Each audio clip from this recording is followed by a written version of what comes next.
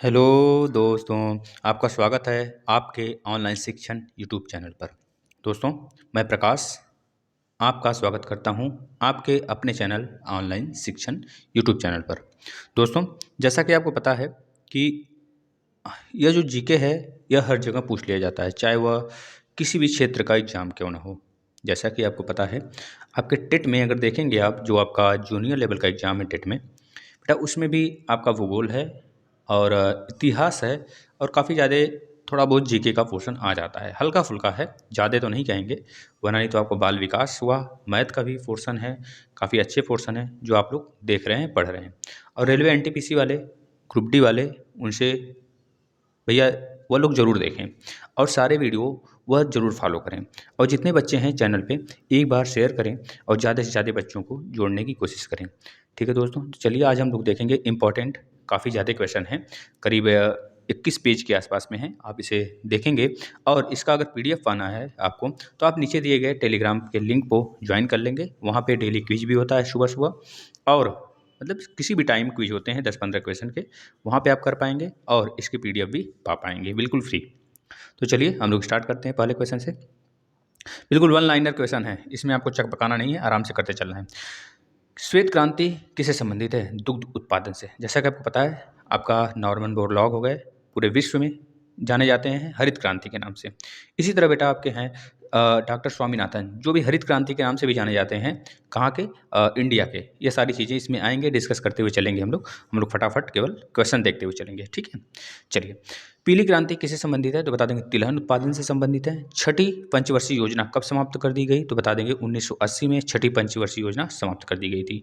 जैसा कि आपको पता है, हमारे यहाँ 12 पंचवर्षीय योजना सारे आए थे, जो कि 12वां पंचवर्षीय योजना था, 2017 तक चला था। इसके बाद उसे बंद करके लगभग 1 जनवरी 2015 को बेटा 1 जनवरी 2015 में लॉन्च कर दिया गया था। नीति आयोग बनाया गया था। नीति आयोग के जो अध्यक्ष हैं, वही अध्यक्ष होंगे जो हमारे पंचवर्षीय योजना के, मतलब कि प्रधानमंत्री कर लीजिए, है ना। प्रधानमंत्री नीति आयोग के अध्यक्ष होते हैं, ठीक है। उपाध्यक्ष कौन है ये आप हमें बताएंगे, हम आपको बता देते हैं। सीईओ कौन है बता देंगे, अमिताभ कांत जी सीईओ हैं, ठीक है ना बेटा। नीति आयोग के, नीति आयोग एक कह लीजिए एक्सिक्यूटिव, मतलब कि इसका जो जिक्र है हमारे संविधान में नहीं मिलता है। ये बातें अगर आपसे पूछा जाता है तो आप बता सकते हैं कि इसका जो जिक्र है वह हमारे संविधान में नहीं मिलता है। चलिए नेक्स्ट चलते हैं बेटा। जनता पार्टी सरकार द्वारा पेश छठी योजना को किस सरकार ने समय से पहले ही समाप्त कर दिया था? जैसा कि आपको पता है, कांग्रेस सरकार। जनता पार्टी सरकार की बात कर रहा है, जनता पार्टी सरकार। जैसा कि आपको पता है, जब छठी पंचवर्षीय योजना जो समय से पहले समाप्त हुई थी दोस्तों, उस समय हमारे मोरारजी देसाई का सरकार था।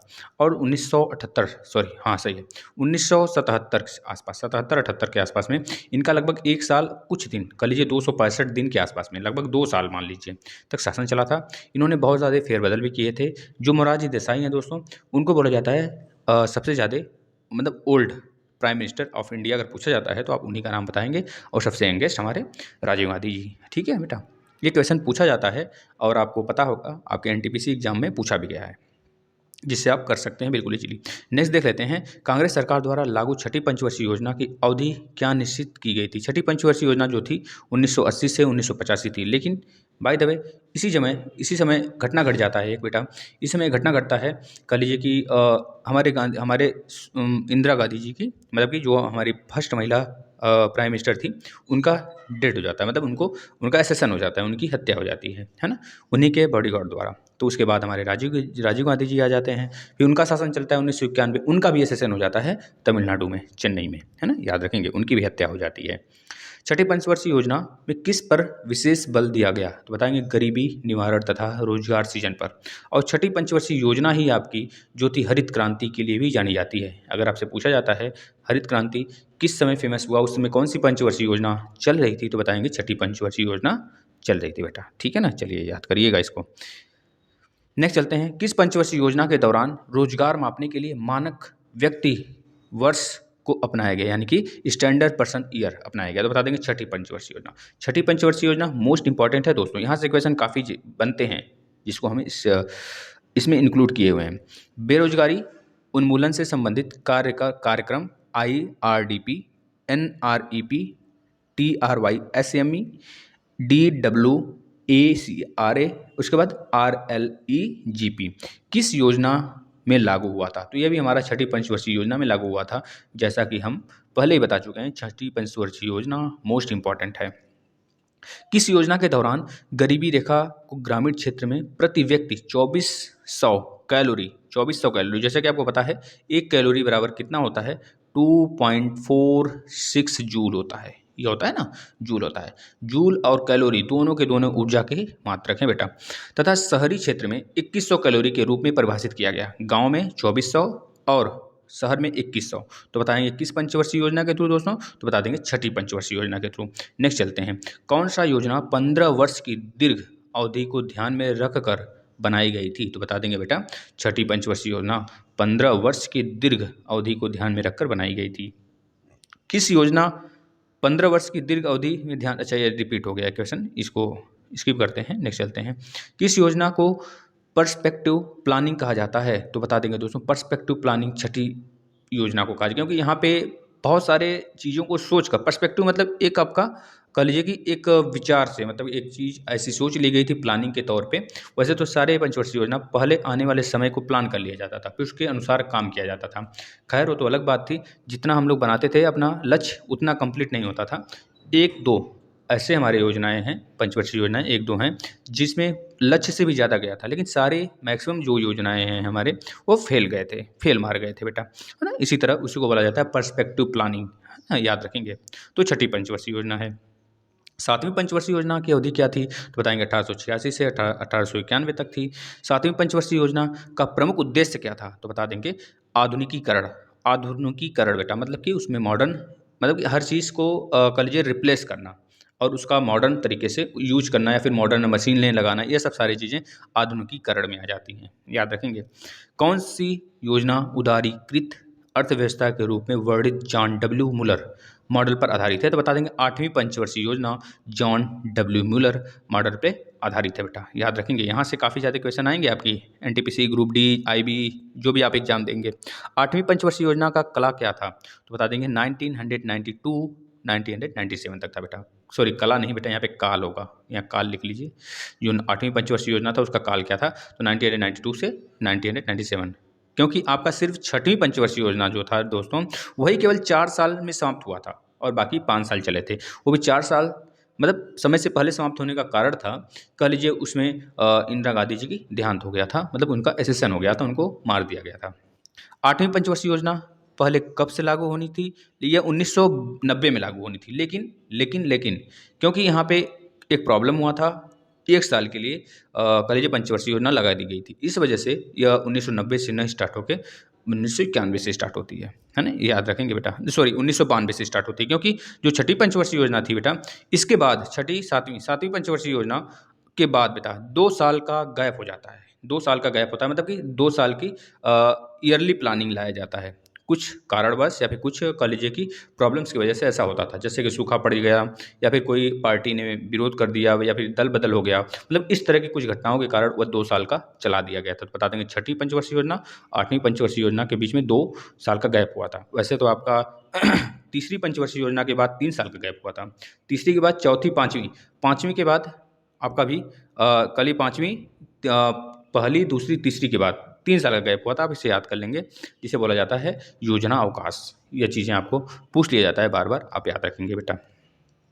नेक्स्ट आ जाता है देश में योजना विहीन वर्ष कौन से हैं, तो बता देंगे योजना विहीन मतलब इसमें कोई भी योजना नहीं बनाई गई थी। 1990 से 91, 1991 से 92, वही आपका आठवीं पंचवर्षीय योजना जो आने वाला था वह 1990 में स्टार्ट होने वाला था, लेकिन 2 साल का गैप हुआ था, वही 1992 से स्टार्ट हुआ था। ये चीज़ आप याद रखेंगे बेटा, ठीक है। अगर बोला जाता है आपसे योजना की जो प्लानिंग कमीशन है उसकी गठन कब किया गया था, तो बता देंगे 1950 में तो गठन किया गया था, लेकिन यह स्टार्ट हुआ था 1951 से, ठीक है बेटा।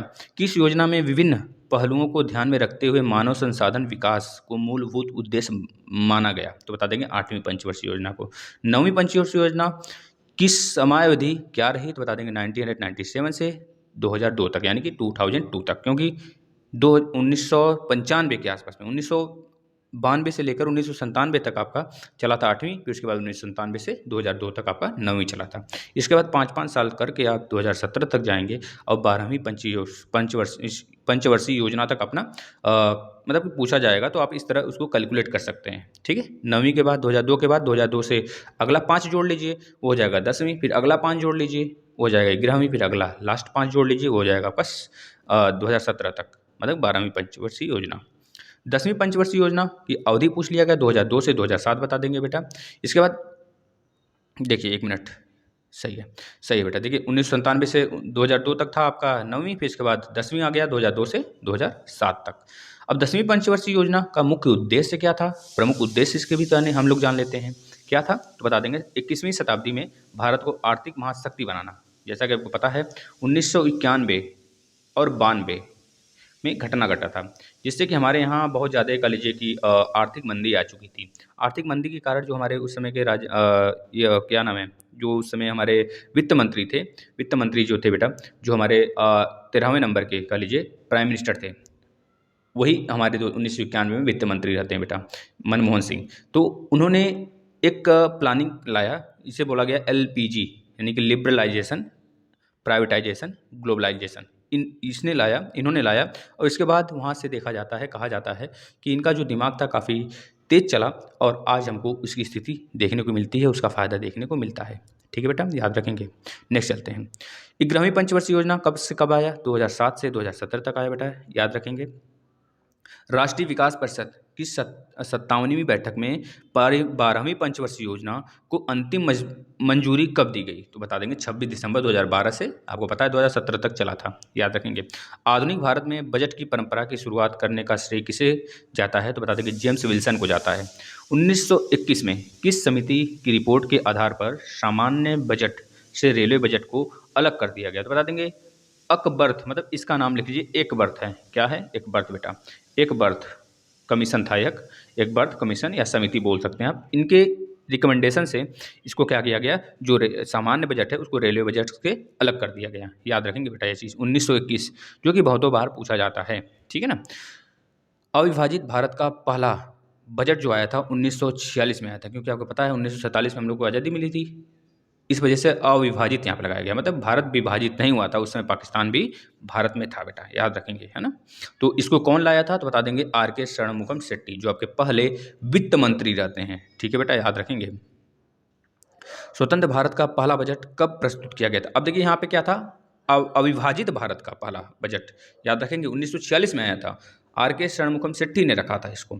लेकिन अब भारत आज़ाद हो गया 1947 में, तो उस समय पहला बजट जो आएगा वो कौन प्रस्तुत किया था, तो बता देंगे, मतलब पहला बजट कब प्रस्तुत किया गया, तो बता देंगे बेटा 26 नवंबर 1947 को प्रस्तुत किया गया, ठीक है ना, याद रखेंगे। अभी देखिए हाल में 2021-20 के लिए प्लानिंग बनाकर जो बजट लाया गया अभी हमारी निर्मला सीतारमण जी द्वारा, आप देखे होंगे कि निर्मला सीतारमण बहुत ज़्यादा लंबी भाषण देने वाली भी पूर्णकालिक वित्त मंत्री बन चुकी हैं, ठीक है। यह बात आप देखे होंगे, सुने होंगे और करंट वगैरह अगर पढ़ते होंगे तो।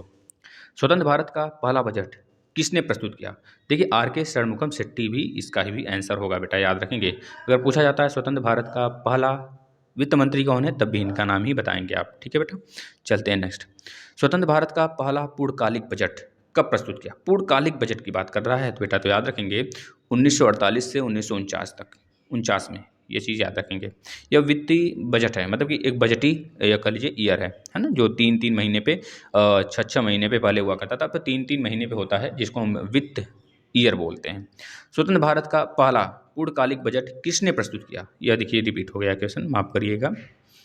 भारतीय गणराज्य का पहला पूर्णकालिक बजट किसने प्रस्तुत किया, देखिए यहाँ पे यह पूछना चाहिए था कब प्रस्तुत हुआ, ठीक है, तो याद रखेंगे 1950 से 1951, कब प्रस्तुत हुआ यहाँ पर रहेगा, तो 1950 से 1951, याद रखेंगे। इसके बाद देश में किन प्रधानमंत्रियों को स्वयं बजट प्रस्तुत करने का श्रेय हासिल है, तो बता देंगे बेटा किन प्रधानमंत्रियों को, जवाहरलाल नेहरू जी हैं, इंदिरा जी गांधी जी हैं और राजीव गांधी, तीनों गांधी हैं जो कि प्रधानमंत्री रहते हुए भी बजट प्रस्तुत कर रहे थे। अगर यह पूछा जाता है पहली प्रधानमंत्री बताइए या फिर पहला महिला वित्त मंत्री बताइए, ठीक है, याद रखेंगे इंदिरा गांधी जी। लेकिन ये पूर्णकालिक नहीं थी, क्योंकि इनके पास एक और पोस्ट था, एक और इनके पास कह लीजिए प्रधानमंत्री का भी पोस्ट था, इस वजह से इनको पूर्णकालिक नहीं बोलते हैं। लेकिन अगर पूछा जाता है आगे किसी भी एग्जाम में पूर्णकालिक पहली भारत की वित्त मंत्री बताइए, तो क्या बताएंगे? निर्मला सीतारमण, जो इस समय बनी हुई हैं, याद रखेंगे बेटा।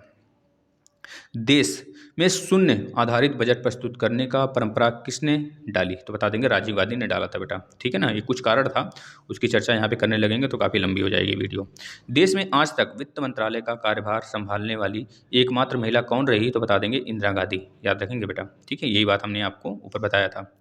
ब्रिटिश पूर्व भारत में किस शासक ने घाटे के बजट को अपनाया था? तो बता देंगे मोहम्मद बिन तुगलक ने अपनाया था बेटा, ठीक है ना, याद रखेंगे। इसके बाद नेक्स्ट देखते हैं, तो याद रखेंगे। नेक्स्ट देखिए, कार्य या परिणाम या लक्ष्यों की प्राप्ति के आधार पर सृजित बजट क्या कहलाता है? तो बता देंगे इसे बोलते हैं निष्पादन बजट, निष्पादन बजट बोलते हैं बेटा, याद रखेंगे। इसके बाद नेक्स्ट चलते हैं, पूंजीगत प्राप्तियों एवं पूंजीगत भुगतानों को किस बजट में सम्मिलित किया जाता है? तो बता देंगे किस बजट में? पूंजी बजट उसे बोलते हैं, ठीक है ना। चलिए नेक्स्ट देख लेते हैं, किस बजट के अंतर्गत किसी भी विभाग अथवा संगठन द्वारा प्रस्तावित व्यय की प्रत्येक मद को बिल्कुल नई मद मान लिया जाता है? तो बता देंगे शून्य आधारित बजट उसको बोलते हैं, ठीक है ना, याद रखेंगे। बजट का वह रूप क्या कहलाता है जिसमें बजट को लिंग विशेष के आधार पर तैयार किया जाता है, या बजट में लिंग विशेष के आधार पर उसे अलग या बजटीय प्रावधान किया जाता है उसमें? तो बता देंगे उसे क्या कहा जाता है? जेंडर बजट बेटा, याद रखेंगे। जिस कर की अदायगी उसी व्यक्ति द्वारा की जाती है जिस पर वह कानूनी रूप से लगाया जाता है, उसे क्या कहते हैं? उसे बोलते हैं प्रत्यक्ष कर बोलते हैं। अप्रत्यक्ष कर, प्रत्यक्ष कर, जैसे जीएसटी है वो क्या है? एक तरह से वह प्रत्यक्ष कर के अंतर्गत आता है जीएसटी ना। जीएसटी क्या है बेटा? अप्रत्यक्ष कर के अंतर्गत आता है, जो हमें दिखता नहीं है और हमारे सारे प्रोडक्ट पे लगा होता है ना। आय कर, निगम कर, धन कर, संपदा कर, उपहार कर, व्यय कर व ब्याज कर किस तरह के कर हैं? तो ये सब बेटा प्रत्यक्ष कर हैं, जो कि डायरेक्ट लगाए जाते हैं, ठीक है ना, याद रखेंगे। सीमा शुल्क, उत्पाद शुल्क, सेवा कर व केंद्रीय बिक्री कर किस तरह के कर हैं? तो अप्रत्यक्ष कर हैं ये सब, क्योंकि सीमा शुल्क जो होता है वह हर एक राज्य द्वारा लगाया जाता है, आपको पता होना चाहिए। उत्पाद शुल्क भी हर एक राज्य द्वारा, सेवा कर भी हर एक राज्य द्वारा, और केंद्रीय बिक्री ये तो केंद्र द्वारा लगाया जाता है। ये सब सारे अप्रत्यक्ष कर के अंतर्गत आते हैं। किसी भी देश की घरेलू भौगोलिक सीमा के अंतर्गत एक लेखा वर्ष में सभी उत्पादों, निवासियों तथा गैर निवासियों द्वारा उत्पादित वस्तुओं एवं सेवाओं के बाजार मूल्य के योग को क्या कहते हैं? तो बता देंगे सकल घरेलू उत्पाद, यानी कि जीएसटी, ग्रॉस डोमेस्टिक प्रोडक्ट बेटा, जीएसटी, ठीक है, जीएसटी कहते हैं ना, सॉरी जीएसटी बोल रहे थे, जीडीपी बेटा, ग्रॉस डोमेस्टिक प्रोडक्ट, जीडीपी कहते हैं, जीडीपी, जीएसटी नहीं सॉरी, वो तो गुड्स एंड सर्विसेज टैक्स होता है, ठीक है ना। जीडीपी कहते हैं ग्रॉस डोमेस्टिक प्रोडक्ट, याद रखेंगे, ठीक है ना, जो कि एक वर्ष के अंतर्गत एक ही भौगोलिक सीमा के अंतर्गत ये सारे काम हुए हैं जो हमने आपको बताया, ठीक है, याद रखेंगे। भारत की अर्थव्यवस्था कैसी है? तो एक मिश्रित अर्थव्यवस्था है, याद रखेंगे, ये मिश्रित अर्थव्यवस्था है बेटा, है ना। मिश्रित अर्थव्यवस्था का क्या अर्थ है? सार्वजनिक एवं निजी क्षेत्र का साथ साथ होना, क्योंकि जो सार्वजनिक होते हैं वो सार्वजनिक क्षेत्र के अंतर्गत आ जाते हैं और निजी जो होते हैं निजी के अंतर्गत आ जाते हैं, लेकिन भारत मिक्स है एक तरह से, इस वजह से इसे मिश्रित अर्थव्यवस्था बोलते हैं, याद रखेंगे। और मिश्रित का कारण क्या हो गया? जिसमें सार्वजनिक और निजी दोनों साथ साथ काम करते हैं। वैसे भारत को कहिए तो वह करे, यहाँ पे कहिए कि जो आपकी तीसरी मतलब कि थर्ड सेक्टर है, या फिर कह लीजिए सेवा, भारत में सबसे ज़्यादा सेवा जो क्षेत्र है, सेवा वाला क्षेत्र है, भारत में काफ़ी ज़्यादा देखने को मिलता है हर एक फील्ड में।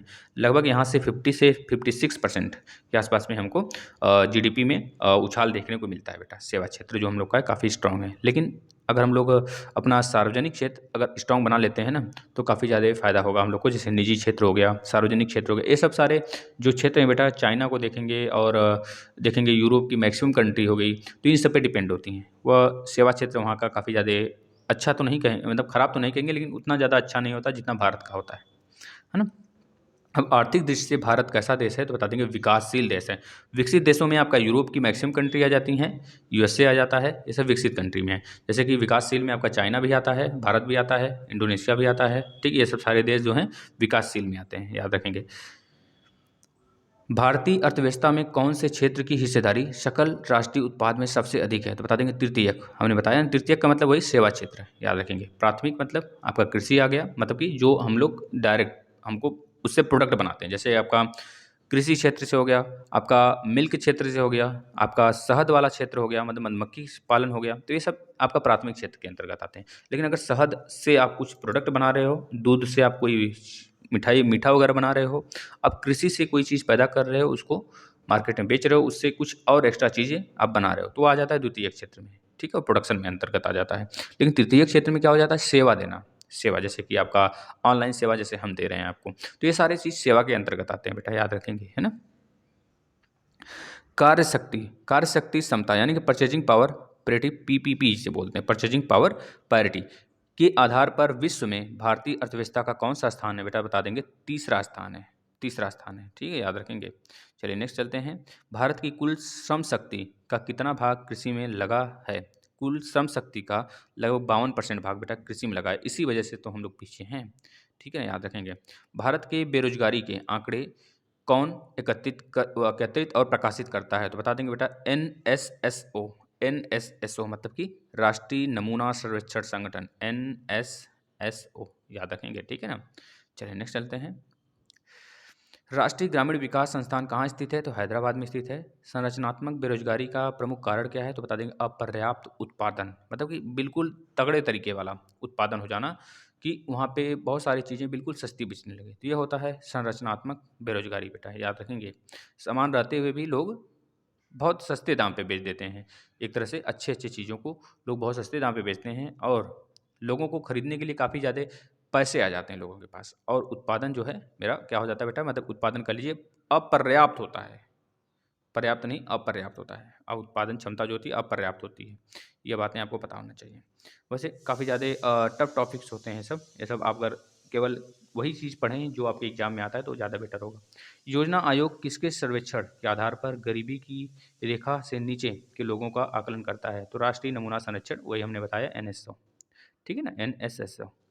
अंत्योदय, अंत्योदय कार्यक्रम का उद्देश्य क्या है, तो गरीबों से अधिक गरीब की मदद करना, मतलब कि गरीबों में से अधिक गरीब जो होते हैं उनकी मदद करना बेटा, है ना, याद रखेंगे। कुटीर ज्योति योजना क्या है, तो बता देंगे, ग्रामीण क्षेत्रों में गरीबी की रेखा के नीचे जीवन यापन करने वाले परिवारों को निःशुल्क विद्युत सुविधा देना, यह आपका आ जाता है कि इसे क्या बोलते हैं, कुटीर कुटीर ज्योति योजना, ठीक है बेटा, याद रखेंगे। नेक्स्ट आ जाता है आपका क्वेश्चन, वर्ल्ड डेवलपमेंट रिपोर्ट किसका वार्षिक प्रकाशन होता है, तो यह होता है बेटा, इसका प्रकाशन जो होता है विश्व बैंक करता है। वर्ल्ड डेवलपमेंट में इस बार भारत का जो रैंक आया है 82 या फिर 84 के है, देखिएगा आप लोग एक बार, 82 ही है, अभी से नोट कर लेंगे, 82 है, ठीक है बेटा, याद रखेंगे। बंद अर्थव्यवस्था का अर्थ क्या है, मतलब कि आयात और निर्यात, ना ही एक देश से दूसरे देश में सामान जाना, ना ही उस देश से सामान इस देश में आना, इस तरह इसे बोलते हैं बंद अर्थव्यवस्था, ठीक है, क्योंकि बहुत गरीब देश होते हैं, जैसे कि मैक्सिमम बंद अर्थव्यवस्था का जो देश है वो अफ्रीका में है, आपको मिल जाएंगे। भारत के प्रचंड बेरोजगारी सामान्यतः कहाँ दिखाई पड़ती है, तो कृषि में दिखाई पड़ती है बेटा, प्रचंड बेरोजगारी, ठीक है ना, याद रखेंगे।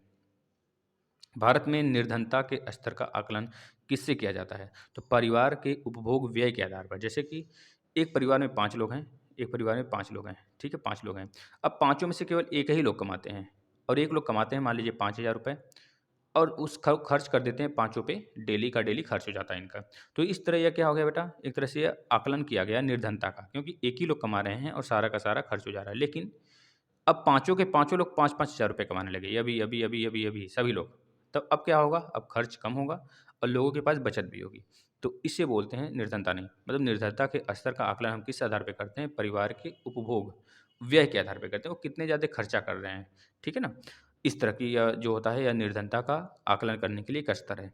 हरित सूचकांक किसके द्वारा विकसित किया गया, तो बता देंगे संयुक्त राष्ट्र पर्यावरण कार्यक्रम के द्वारा, ठीक है बेटा, याद रखेंगे। नेक्स्ट आ जाता है, भारतीय अर्थव्यवस्था के उदारीकरण का अग्रदूत किसे माना जाता है, तो हमने आपको बताया ना, LPG सिस्टम लाने वाला मनमोहन सिंह, डॉक्टर मनमोहन सिंह, ठीक है बेटा, उस समय यह वित्त मंत्री रहते हैं, ठीक है ना, वित्त मंत्री, याद रखेंगे, 1 मिनट, वित्त मंत्री ही होते हैं उस समय, है ना बेटा, वही लाते हैं, इस चीज़ को आप याद रखेंगे। अर्थव्यवस्था में क्षेत्रों को सार्वजनिक और निजी में किस आधार पर वर्गीकृत किया जाता है, तो उद्यम, मतलब उद्योगों का लीजिए, उद्यमों जो स्वामित्व के आधार पर होते हैं, कह लीजिए उसके आधार पर हम इसे अलग करते हैं, ठीक है ना। चलिए नेक्स्ट हो गया, नेक्स्ट चलते हैं। भारतीय में भारत में सर्वप्रथम राष्ट्रीय आय का अनुमान किसने किया था? दादा भाई नौरोजी ने किया था दोस्तों, याद रखेंगे। दादा भाई नौरोजी ने किया था। 20 रुपए प्रति व्यक्ति आय लगाए थे। कब लगाए थे? 1967 में। इन्होंने सबसे पहले आकलन किया था दोस्तों। 1967 में 20 रुपए प्रति व्यक्ति आय बताए थे और दादा भाई नौरोजी ने किया था दोस्तों। इसे इन्हें क्या बोलते हैं? ओल्ड मैन ऑफ इंडिया भी बोलते हैं। ठीक है, याद रखेंगे।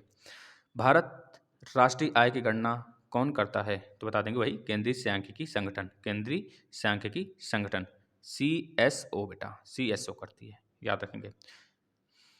ग्रामीण क्षेत्रों में गरीबी के आकलन के लिए किस सूचकांक के आधार पर माना गया है? तो बता देंगे बेटा किस कृषि श्रमिकों की उपभोग मूल्य सूचकांक के आधार पर माना जाता है। सूर्योदय मतलब सॉरी सर्वोदय योजना के संस्थापक कौन थे? तो जयप्रकाश नारायण जी थे बेटा। वैट किस प्रकार का कर है? वैट एक अप्रत्यक्ष कर है। ठीक है, भारत में वैट कर कब लागू हुआ? तो 2005 में लागू हुआ था, 1 अप्रैल 2005 में। करेंसी नोट प्रेस कहाँ पे होती है? तो नासिक में होती है बेटा, याद रखेंगे। वैसे 4 क्षेत्र हैं, 4-5 क्षेत्र है जहाँ पे प्रेस अपना है, जहाँ पे जैसे मुंबई भी आपका है, ठीक है ना। और सबसे जो पुरानी है आपका स्टॉक एक्सचेंज मुंबई ही है। करेंसी जहाँ पे छपती है वो आपका मुंबई है। इसके बाद नासिक भी है, ठीक है, नासिक है आपका। और एक जगह और है बेटा, शायद मथुरा है क्या? एक बार देखिएगा आप, 3 जगह हैं जहाँ पे करेंसी वगैरह छपाई होती है। जैसे मेडल वगैरह हो गए, वो डायरेक्ट मोहर के थ्रू बनते हैं, है ना। नरसिम्हन समिति का संबंध किससे है? तो बता देंगे नरसिम्हन समिति का अध्यक्ष बैंकिंग सुधार से बेटा। बुल एंड बियर शब्द किससे संबंधित है? तो शेयर बाजार से संबंधित है। बुल और बेयर मतलब कि ऊंचा और नीचा, मतलब चढ़ना शेयर और नीचे उतरना शेयर, मतलब इस तरह इसको बोलते हैं बुल एंड बियर, याद रखेंगे। शेयर बाजार से संबंधित है, ठीक है। हम लोग का शेयर बाजार, शेयर मार्केट क्या है? मुंबई है ना शेयर मार्केट, याद रखेंगे मुंबई स्टॉक एक्सचेंज बेटा। मुद्रा की मात्रा में कमी क्या कहलाती है? तो मुद्रा का संकुचन कहलाती है बेटा। अगर कमी हुआ तो संकुचन होगा, मतलब सिकुड़ जाएगा अर्थव्यवस्था, ठीक है ना, याद रखेंगे। जिस नीति को देश की केंद्रीय बैंक परिणात्मक व गुणात्मक उपकरणों के माध्यम से लागू करता है उसे क्या कहते हैं? तो मौद्रिक नीति कहते हैं, याद रखेंगे मौद्रिक नीति। जैसे आपने सुना होगा मौद्रिक नीति अच्छा बनना चाहिए, ये सब सारी बातें आप न्यूज़ में डेली सुनते होंगे। जब सरकार की आय कम तथा व्यय ज़्यादा होती है, जब सरकार की आय कम और व्यय मतलब खर्चे ज़्यादा हो जाते हैं, तो उस अर्थव्यवस्था को क्या कहते हैं बेटा? हम क्या कहते हैं? घाटे की अर्थव्यवस्था। जैसे आप ही सोच लीजिए, आप बाहर पढ़ रहे हैं, पापा ने 5,000 रुपये भेजा, लेकिन आपका उस मंथ में 6,000 रुपये खर्चा हुआ, तो आप 1,000 रुपये अपने दोस्त से ले लिए, तो यही हो गया आपका क्या? घाटा। आपके पास 5 ही हज़ार था तो 5 ही हज़ार खर्च किए होते, लेकिन आपने खर्च कर दिया 6,000 रुपये। 1,000 जो एक्स्ट्रा खर्च किए हैं आप, वो आपका घाटा हो गया, घाटे में चले गए। इसी को बोलते हैं घाटे का अर्थव्यवस्था। यह भारत सरकार अगर करती है ऐसा कुछ, तो घाटे की अर्थव्यवस्था के अंतर्गत आता है। हमेशा भारत सरकार हमेशा घाटे में ही होती है बेटा, इतना मान लीजिए। जब किसी आवश्यकता को कीमत, समय, स्थान से प्रस्तुत किया जाता है तो उसे क्या कहते हैं? तो मांग कहते हैं बेटा, मांग। मांग बढ़ेगी तो क्या होगा? पता है आपको? अर्थव्यवस्था अच्छी होगी। मांग ज़्यादा भी नहीं, मतलब मांग बढ़नी चाहिए उस आधार पे जिस आधार पे प्रोडक्शन हो रहा है। अगर दोनों तरफ से बैलेंस बना हुआ है तो अर्थव्यवस्था काफ़ी ज़्यादा अच्छी होती है। ऐसा हमें अमेरिका, मेक्सिको, कनाडा, यूरोप की मैक्सिमम कंट्री वहाँ पे देखने को मिलता है, ठीक है। नॉर्वे हो गया, तो वहाँ पे यह वाला रूल जो है देखने को मिलता है। जब किसी आवश्यकता की कीमत समय स्थान से प्रस्तुत किया जाता है तो उसे हम क्या बोलते हैं बेटा? उसे हम क्या कहते हैं? तो बता देंगे, अब मांग कहते हैं, ठीक है ना। मांग, डिमांड जिसे बोलते हैं। जब किसी देश की जनसंख्या की जन्म दर में पर्याप्त कमी ना हो तो उसे क्या कहा जाता है? तो जनसंख्या विस्फोट कहा जाता है। जैसा कि आपको पता है, हम लोग के जो जनसंख्या विस्फोट हुई ईयर है, हम लोग क्या मानते हैं? 1921 मानते हैं। जनसंख्या विस्फोट ईयर बेटा 1921 है भारत का, आप याद रखेंगे ये बातें, ठीक है। सबसे ज़्यादा जनसंख्या जो है यूपी में भी रहती है, यूपी में, याद रखेंगे यूपी में लगभग 20 करोड़, लगभग 20 करोड़ बेटा सेंसस किसके अकॉर्डिंग? 2011 के अकॉर्डिंग, 2011 के अकॉर्डिंग, ठीक है। जनगणना जो 2011 में हुआ था वही, उसके अकॉर्डिंग याद रखेंगे, ठीक है। और सबसे ज़्यादा कर लीजिए जनघनत्व कहाँ पे है, किस राज्य में है? तो बता देंगे बिहार में, लगभग 1106 के आसपास में। लेकिन अगर सबसे ज़्यादा जनघनत्व पूरे राज्य और यूनियन टेरिटरीज मतलब कि संघ शासित प्रदेश की बात करें, दोनों को मिला के देखा जाए तो आपको बता दें कि लगभग 11,600 506 के आसपास, 11,206 या 506 के आसपास में है बेटा, दिल्ली में, आप याद रखेंगे। जनघनत्व का मतलब होता है पर स्क्वायर किलोमीटर पर। हम्म? आर्थिक वृद्धि का आधार क्या है? तो उत्पादन है आर्थिक वृद्धि का आधार। अगर उत्पादन हो रहा है तो आर्थिक वृद्धि होगी। केंद्र व राज्य वित्तीय विवादों का निपटारा कौन करता है? तो वित्त आयोग करती है बेटा, याद रखेंगे। वित्त आयोग इस समय किसके पास है? आप एक कमेंट करेंगे, वित्त आयोग के मंत्री इस समय कौन है? वित्त आयोग के, ठीक है बेटा, बताएंगे। न्यूनतम समर्थन मूल्य का निर्धारण कौन करता है? तो कृषि लागत व मूल्य आयोग करता है बेटा। ठीक है, याद रखेंगे। नेक्स्ट आ जाता है उत्पादन का सबसे गतिशील कारक कौन सा होता है? तो पूंजी होता है। पूंजी अगर आपके पास है तो आप क्या करेंगे? अपने पूंजी को लगाएंगे और मैक्सिमम उत्पादन करेंगे बेटा। ठीक है, पूंजी रहना जरूरी है। किसी उद्यमी का सबसे महत्वपूर्ण कार्य क्या होता है? जोखिम उठाना। अगर आप जोखिम खेलने वाले हैं तब तो आप अच्छे उद्यमी होंगे, क्योंकि उद्यमी को यह नहीं पता होता है कि हम प्रोडक्शन कर रहे हैं पहली बार, या प्रोडक्शन हमारा एक तरह से अच्छा फल देगा मुझे कि नहीं देगा। प्रोडक्शन पे प्रोडक्शन करता जाता है, लेकिन अगर बाय द वे जब उसका मार्केट में आता है प्रोडक्ट प्रोडक्ट तो अगर काफ़ी लोग पसंद करने लगते हैं, तो वही चीज़ उसका रिस्क, मान लीजिए कभी इसका प्रोडक्शन काफ़ी ज़्यादा हो जाता है तो गोदाम में रख के सड़ जाता है, तो वह रिस्क ले लिया अब, क्योंकि वह सोच रहा था कि कभी अचानक से अगर मांग बढ़ेगी तो हम पहले से प्रोडक्शन करके रखे रहेंगे, मार्केट में तुरंत गिरा देंगे और हमें प्रॉफिट हो जाएगा। लेकिन बाय द वे उस मार्केट में उस समय मान लीजिए कि कुछ महामारी जैसे आप पेंडेमिक देखे थे ना, काफ़ी लोगों का प्रोडक्ट खराब हो रहा था, काफ़ी चीज़ें सस्ती हो रही थी। क्यों? क्योंकि लोगों ने पहले प्रोडक्शन करके अपना एक तरह से ब्यौरा बना के रखा था कि ऐसे-ऐसे होगा तो हम इस तरह इसको मार्केट में लाएँगे और अच्छे खासे मुनाफ़ा पैसा कमाएँगे। लेकिन उल्टा हो गया, अब जिनका पहले से जमा था, जमा को मतलब जमा किए थे अपना, प्रोडक्शन बनाए थे, प्रोडक्शन किए थे, उनका क्या हो गया? सब कुछ उल्टा पड़ गया बाजी। तो इसे बोलते हैं जोखिम उठाना। अगर आप जोखिम उठा रहे हैं तभी आप अच्छे उद्यमी हैं बेटा, नहीं तो फिर आप बेकार हो।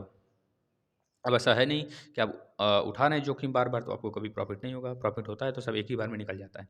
कागज़ी मुद्रा जारी करने का पूर्ण अधिकार किसके पास होता है? रिज़र्व बैंक के पास होता है बेटा। वो कितना रुपए जारी करेगा, किस आधार पे जारी करेगा, ये सारी चीज़ें इसके पास नियंत्रण में होती हैं, आरबीआई। आरबीआई के इसमें गवर्नर है शक्तिकांत दास। शक्तिकांत दास बेटा आप याद रखेंगे, शक्तिकांत दास, ठीक है ना? नेक्स्ट चलिए, भारतीय रिज़र्व बैंक का राष्ट्रीयकरण कब हुआ था बेटा? 1949 में, लेकिन स्थापना पूछा जाता है तो 1 अप्रैल 1900 1935 यह बता देंगे, ठीक है? लेकिन इसका गठन बना था, कह लीजिए कि जो अधिनियम बनाया गया था आरबीआई का 1934 में बनाया गया था। लेकिन जो बना था, आरबीआई का गठन हुआ था, कह लीजिए वो 1935 में हुआ था और 1949 में इसका राष्ट्रीयकरण हुआ था।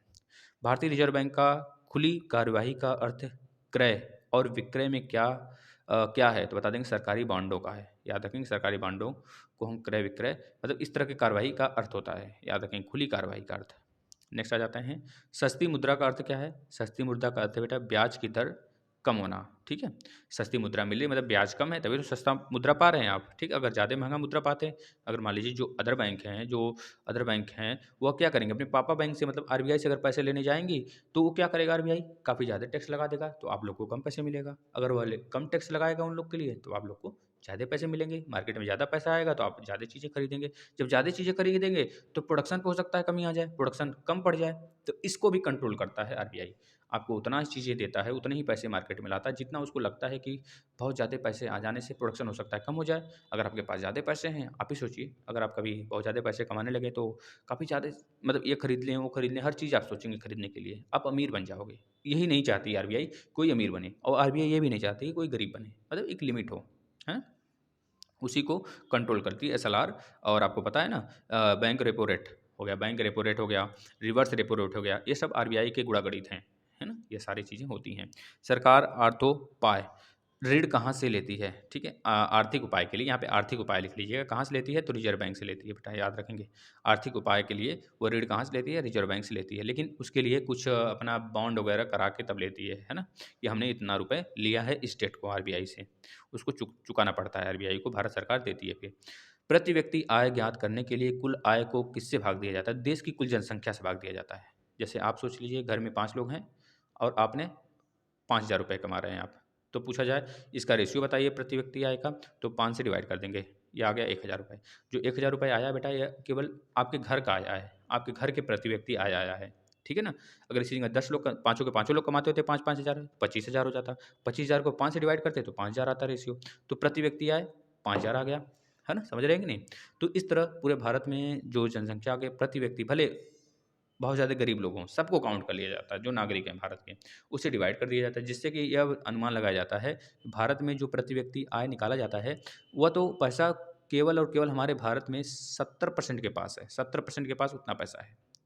समझ रहे हैं कि नहीं? अभी एक न्यूज़ आया था, जितना अंबानी जी कमाते हैं, अंबानी जी 1 घंटे में जितना कमाते हैं, 1 घंटे में जितना कमाते हैं, उतना एक गरीब पर्सन को, एक आम आदमी को 10,000 साल लग जाएँगे कमाने में, केवल उनकी 1 घंटे की कमाई। अगर वही 1 सेकंड में जो कमाते हैं, 1 सेकंड में जितनी कमाई करते हैं अंबानी जी, अंबानी कह लीजिए, मुकेश अंबानी जी 1 सेकंड में जितनी कमाई करते हैं उतना ही केवल पैसा किसी एक आम आदमी को कमाने में 3 साल लग जाएँगे, 3 साल लग जाएँगे बेटा। ये हाल ही का रिपोर्ट है, ठीक है? ये चीज़ आप समझ लीजिए। मुद्रा एवं मुद्रा स्वयं मुद्रा का निर्माण करती है। यह कथन किसका है? तो बता देंगे क्रोइमर का है बेटा, क्रोमर। जिस मुद्रा में शीघ्र पलायन करने की प्रवृत्ति हो, क्या कहलाती है? तो गर्म मुद्रा कहलाती है, वो शीघ्र पलायन कर जाती है बेटा, याद रखेंगे। हिंदू वृद्धि कर किससे संबंधित है? जीडीपी से संबंधित है बेटा, हिंदू वृद्धि कर, याद रखेंगे। ठीक है ना? या नेक्स्ट आ गया।